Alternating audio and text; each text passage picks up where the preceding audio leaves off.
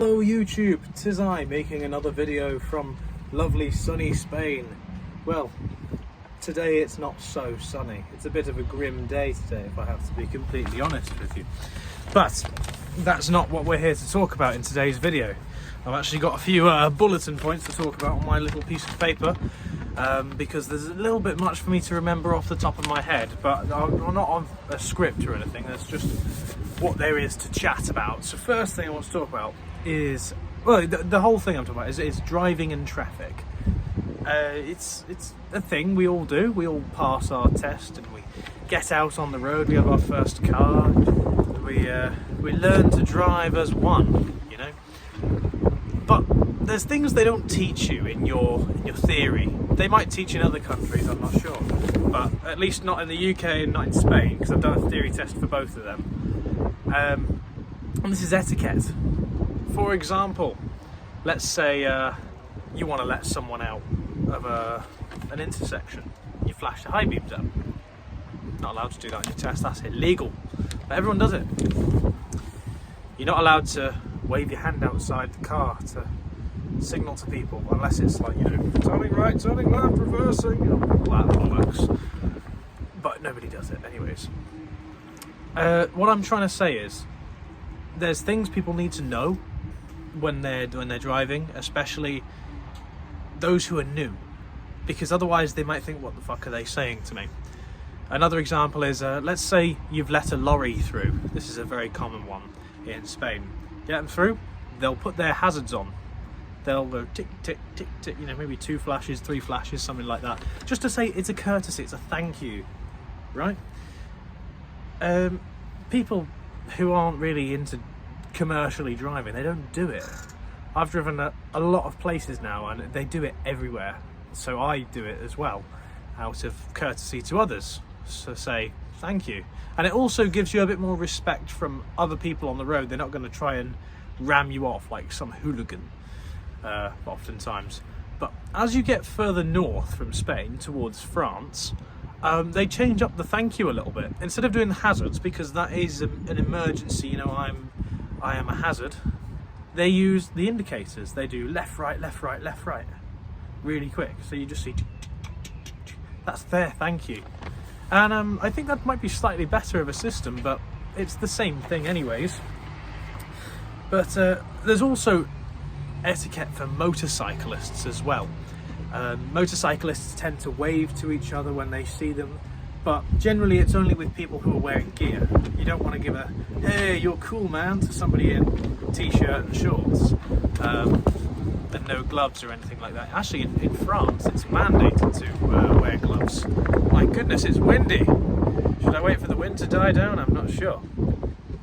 I might even move the phone over here. I don't know if that's slightly better for the wind, but maybe people will be able to tell me in the comments, because I don't know until I watch it back. But yeah, they'll wave at each other. You know, you've got all this police over there, or just a high beam flash. But the reason I'm mentioning it is more so motorcyclists to car drivers. In France, I'm using this as an example, I've driven a lot in France. When you're on a bike, people see you in their mirror and they move to the side. Even if you're not trying to overtake, they will move to the side. It's part of their theory, I think, because everybody does it. And it gives you the space to overtake them. Whereas in Spain, you will not get that. It's very, very rare you'll find someone move over to let a bike past. You've got to squeeze your way past. And if you go into oncoming traffic, you go into oncoming traffic, they do not care. The Spanish, I don't want to say they're ignorant, but it's definitely a different mentality that they have. And there's just no courtesy or anything. Another type of people that motorcyclists don't wave to are moped drivers. They are just the sort of epitome of motorcycles. They're the ones that drive around. It's kind of like flies in a city. It doesn't actually feel like they're driving bikes. They're just like those e-scooters, basically, just a bit better. But there's different types of riders and whatnot. You know, you've got Harley Davidson riders. They just got more of a relaxed, laid-back position. They love the wind on their hoo-ha and whatnot. And oftentimes people refer to them as part of the homosexuality community. Other people who tend to be part of the homosexuality community are people who own big shiny Jeep Wranglers. I'm not saying anyone who owns one is part of that group, but I'm saying statistically speaking they are most likely to be part of it. And again, with moped drivers, they like to have the wind on their hoo-ha, and it's just why would you want that? You know, for any other reason. I also believe that licenses, when it comes to licenses, I know a lot of people, mainly in the UK, who have said, oh, I couldn't pass my test with the manual, so I did it with the automatic. I don't believe you should be allowed to drive. I'm sorry, I'm putting it out there, and it might be a little bit political. For those of you who watching this and passed their license through the automatic because they couldn't do the manual, I believe if you have the inability to multitask by changing gears and drive a car at the same time, you should not be given an automatic, because an automatic, it doesn't necessarily, what's the word I'm thinking of? There's a specific word. It doesn't promote distractions, but it definitely points you in that direction because you're doing less.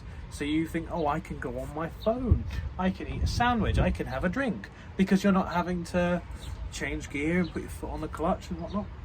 And I think that's bad, because if you couldn't pass your test multitasking, changing gears, why should we allow you to multitask and use your sandwich in your hand and your mobile phone? Which, I mean, I know you're not allowed to anyways, but it just goes to show that you're more of a risk.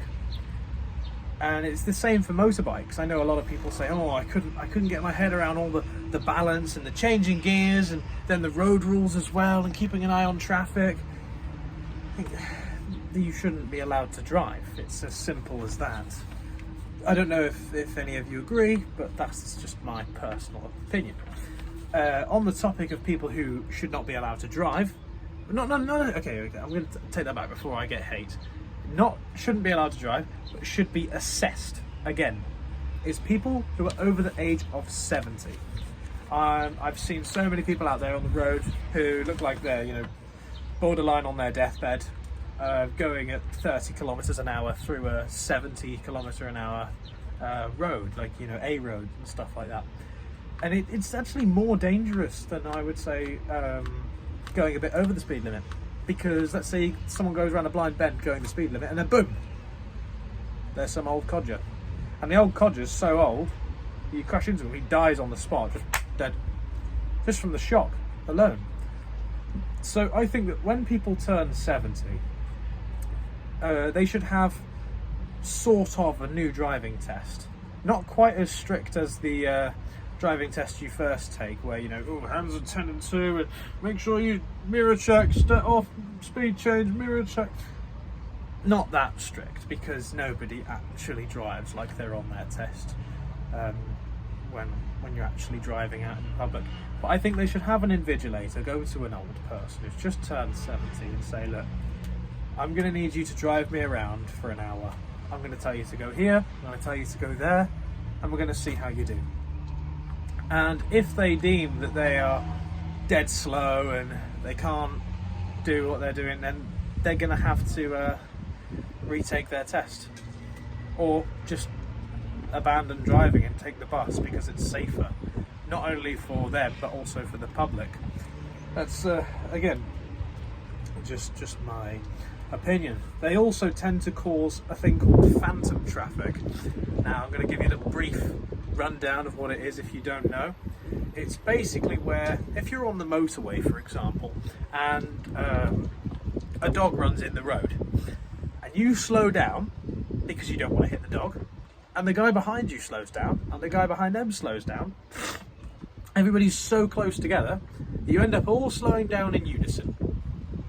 Even though the dog has moved out the road and you've continued on, you have this traffic pileup that runs backwards down the road, and it's called phantom traffic.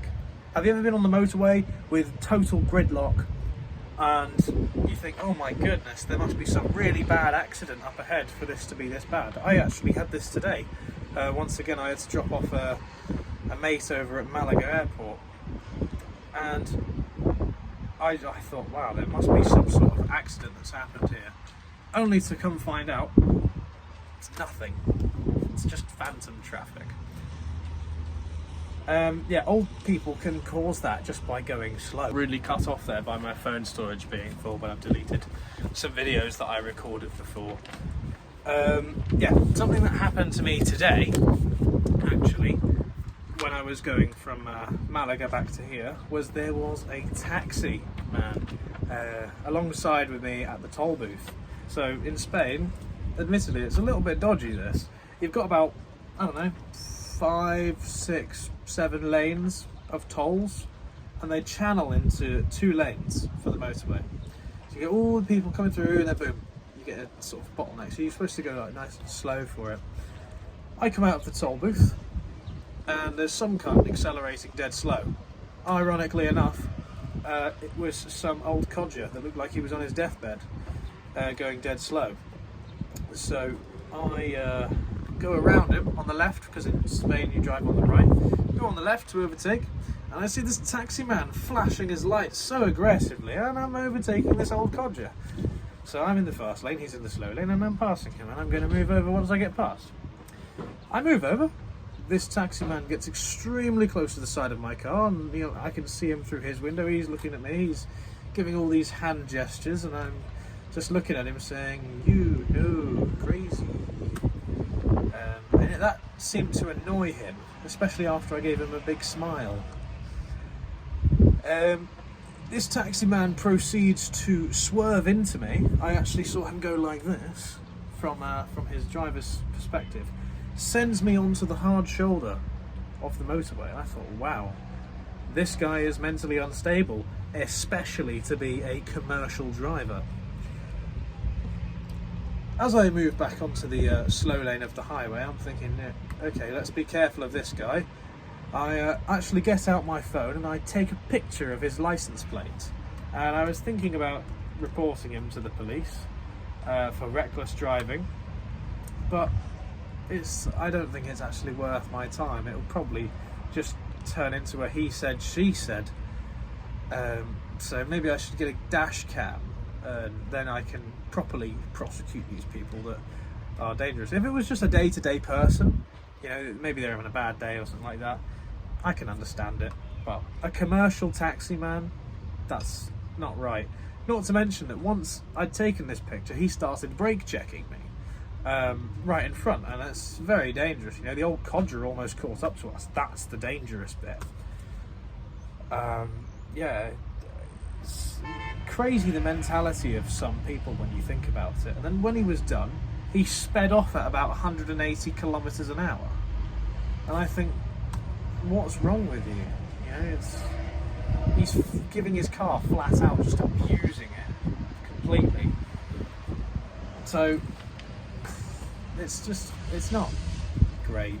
And one other thing I forgot to mention with etiquette and gestures and stuff is when you're in the fast lane on a motorway, this is international as far as I'm aware, at least in Europe, international. If you're in the fast lane and somebody in front of you is going slower than you, you can put your left indicator on, or right indicator if you're in the UK, to indicate to them to get the fuck out of the way politely. Maybe give them a little flash of the high beams.